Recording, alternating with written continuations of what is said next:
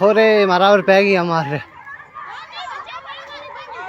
शीने सरा को कहा रे ताजियो साड़ को मार गया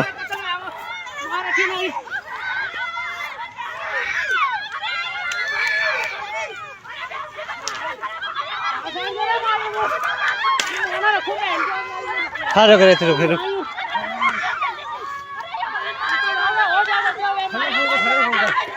हैं खड़े फोन कर ना वो भाई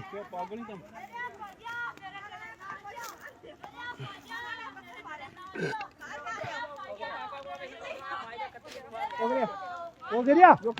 जेड़ो है चुप करके हट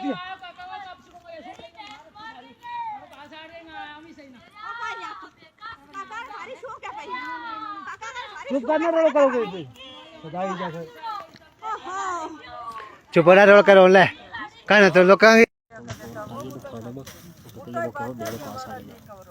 क्योंकि ये पूरी कल पेश करी